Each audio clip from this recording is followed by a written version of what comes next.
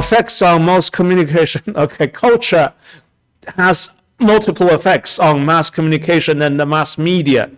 The first effect being the shaping of media content and representation. Media reflect cultural change. Of course, media, the means, radio, TV, movie, printing media, magazine, newspaper, you name them. All these forms of mass media are underpinned by certain type of cultural essence, cultural values and ideologies. The example being, okay, Hollywood movies often promote individualism, while Bollywood films emphasize family values. I don't know. I haven't watched much Indian movies. I have no idea. It's a true description.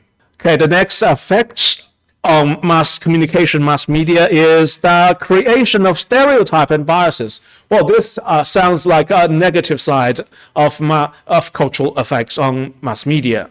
Cultural biases in media can reinforce stereotypes and shape public opinion. Think about the presidential election, which just happened, not just happened, it happened several months ago in the United States. Think about it. What kind of stereotypes and biases and divisions and disunities were created by the mass media during the whole process of the general election? Check, do your research. Another effect on the mass media is the influences of media consumption and preference. Different cultures consume different media content.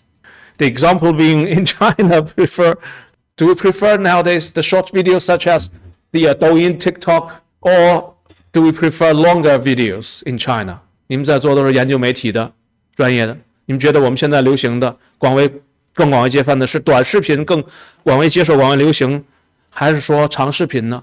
长视频，当然他这例子的话 ，take a look.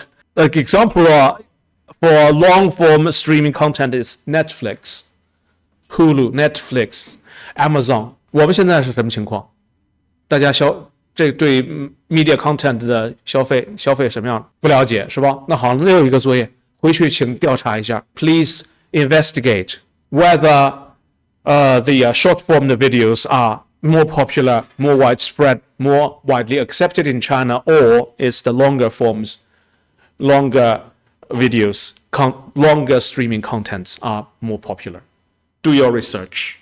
Okay, let's go on. Next aspect, next effect on the mass media and mass communication is that culture can alter, can change digital communication norms. Social media behavior differ across cultures. Interesting. 不同的文化之间礼仪这种社交的行为规范是不一样的。他给这个例子，大家请看一下。In Japan, social media users prefer anonymous interactions, while in the US, people share personal details openly. 是这么回事吗？ Is this true? Is this the case? What about China? Do Chinese social media users prefer anonymity over openness of identity? 中国的话，我们这个社交媒体的用户的话，我们对我们的身份是愿意公开呢，还是愿意隐私一点，愿意隐藏一点？我不知道别人，反正 I don't have specific figures concerning this preference. I can speak for myself. I use anonymity all the time. Take a look at my social accounts. I use anonymity all the time. For example, my avatar is an icon from Japanese anime. And take a look at my information or introduction part of my social media account. I don't offer much details, personal information there either. 我不知道在座的各位，我相信你们，我看你们的头像 ，for example 有 WeChat icon， 有 WeChat avatar， 头像叫 avatar。你们的 WeChat avatar， 你们用谁？用自己的照片用做微信的头像，举手。Who use your personal photo, real life photo shoot as your WeChat avatar? No, nobody. I don't either. But in the Western culture, take a look. Do you have a Red Note? 小红书你们都有吧？